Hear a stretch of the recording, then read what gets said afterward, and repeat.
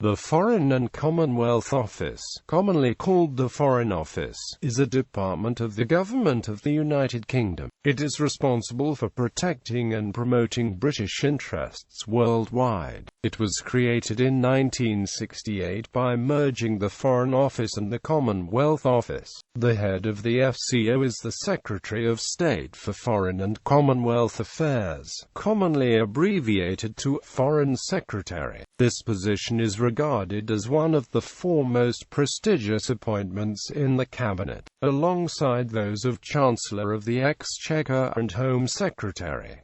Together with the Prime Minister, these are the great offices of state. The FCO is managed from day to day by a civil servant, the Permanent Under-Secretary of State for Foreign Affairs, who also acts as the head of the Her Majesty's Diplomatic Service. This position is held by Sir Simon MacDonald, who took office on the 1st of September 2015. Responsibilities: safeguarding the UK's national security by countering terrorism and weapons proliferation, and working to reduce conflict, building the UK's prosperity by increasing exports and investment, opening markets, ensuring access to resources, and promoting sustainable global growth. Supporting British nationals around the world through modern and efficient consular services. Ministers. The FCO ministers are as follows. History of the department. The Foreign Office. 18th century. The Foreign Office was formed in March 1782 by combining the southern and northern departments of the Secretary of State, each of which covered both foreign and domestic affairs in the parts of the kingdom. The two departments' foreign affairs responsibilities became the Foreign Office, whilst the domestic affairs responsibilities were assigned to the Home Office.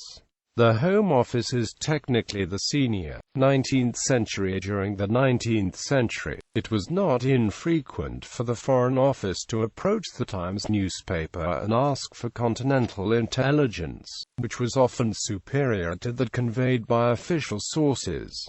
One of the most influential Times journalists was Valentine Kyrol. British ambassadors across Europe communicated with him on a number of political and local issues. 20th century. During World War I, the Arab Bureau was set up within the British Foreign Office as a section of the Cairo Intelligence Department. The Foreign and Commonwealth Office. The FCO was formed in 1968, from the merger of the short-lived Commonwealth Office and the Foreign Office. The Commonwealth Office had been created only in 1966, by the merger of the Commonwealth Relations Office and the Colonial Office, and the Commonwealth Relations Office had been formed by the merger of the Dominions Office and the India Office in 1947, with the Dominions Office having been split from the Colonial Office in 1925. The Foreign and Commonwealth Office held responsibility for international development issues between 1970 and 1974, and again between 1979 and 1997. From 1997, this became the responsibility of the separate Department for International Development. The National Archives website contains a government timeline to show the departments responsible for foreign affairs from 1945. Developments. When David Miliband took over as Foreign Secretary in June 2007, he set in hand a review of the FCO's strategic priorities. One of the key messages of these discussions was the conclusion that the existing framework of 10 international strategic priorities, dating from 2003, was no longer appropriate. Although the framework had been useful in helping the FCO plan its work and allocate its resources, there was agreement that it needed a new framework to drive its work forward. The new strategic framework consists of three core elements: a flexible global network of staff and offices serving the whole of the UK government, three essential services that support the British economy: British nationals abroad and managed migration for Britain. These services are delivered through UK trade and AMP investment, consular teams in Britain and overseas, and UK visas and immigration. 4 policy goals: countering terrorism and weapons proliferation and the causes preventing and resolving conflict, promoting a low-carbon, high-growth, global economy, developing effective international institutions, in particular the United Nations and the European Union. In August 2005, a report by management consultant group Collinson Grant was made public by Andrew McKinley. The report severely criticized the FCO's management structure, noting, "The Foreign Office could be slow to act. Delegation is lacking within the management structure. Accountability was poor. The FCO could feasibly cut 1,200 jobs. At least £48 million could be saved annually." The Foreign Office commissioned the report to highlight areas which would help it achieve its pledge to reduce spending by £87 million over 3 years. In response to the report being made public, the Foreign Office stated it had already implemented the report's recommendations. In 2009, Gordon Brown created the position of Chief Scientific Advisor to the FCO.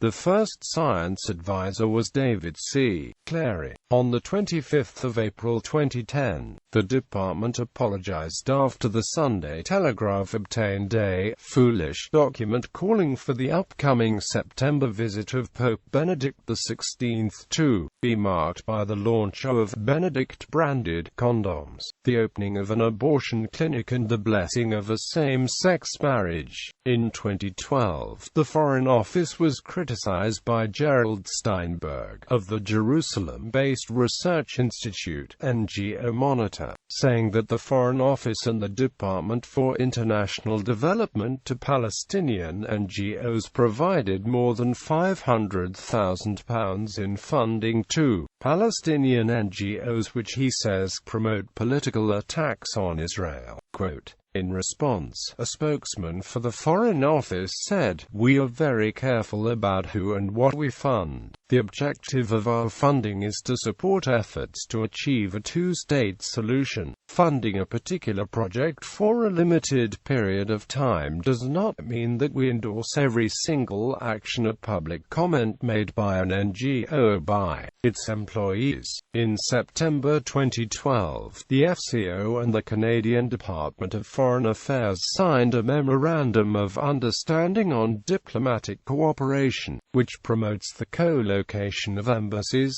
the joint provision of consular services, and common crisis response. The project has been criticized for further diminishing the UK's influence in Europe. Overseas Territories Directorate. The Overseas Territories Directorate is responsible for the British Overseas Territories.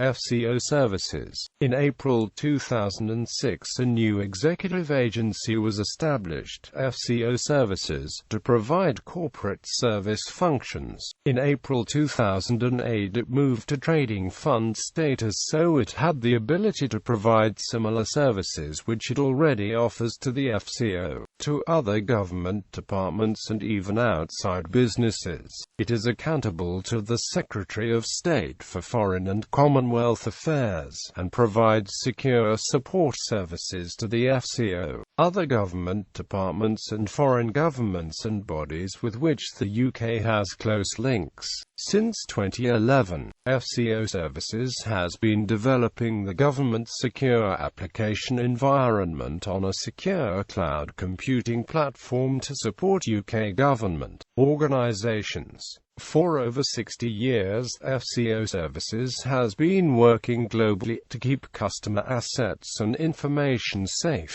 FCO Services is a public sector organization. It is not funded by vote and has to rely on the income it produces to meet its costs. By providing services on a commercial basis to customers both in the UK and throughout the world, its accounting officer and chief executive is accountable to the as Secretary of State for Foreign and Commonwealth Affairs and to Parliament, for the organization's performance and conduct.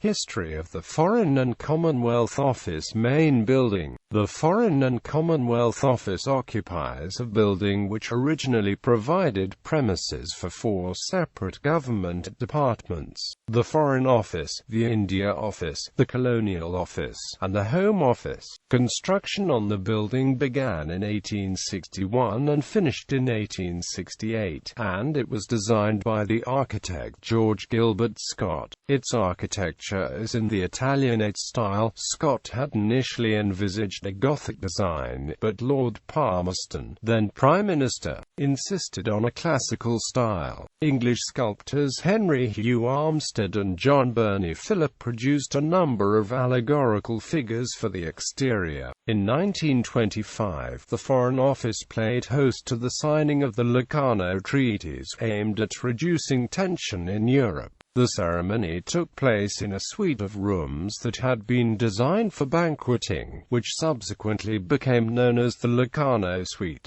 During the Second World War, the Locarno Suite's fine furnishings were removed or covered up, and it became home to a Foreign Office code-breaking department. Due to increasing numbers of staff, the offices became increasingly cramped and much of the fine Victorian interior was covered over, especially after World War II. In the 1960s, demolition was proposed as part of major redevelopment plan for the area drawn up by architects Leslie Martin. A subsequent public outcry prevented these proposals from ever being implemented. Instead, the Foreign Office became a Grade 1 listed building in 1970.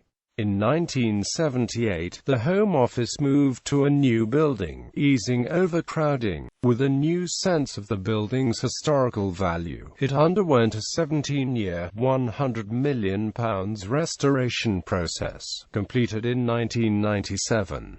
The Locarno Suite, used as offices and storage since the Second World War, was fully restored for use in international conferences. The building is now open to the public each year over Open House Weekend. In 2014, refurbishment to accommodate all Foreign and Commonwealth Office employees into one building was started by Mace. List of Foreign and Commonwealth Office home properties. Foreign and Commonwealth Office main building, Whitehall, King Charles Street, London. Old Admiralty Building, Whitehall, London.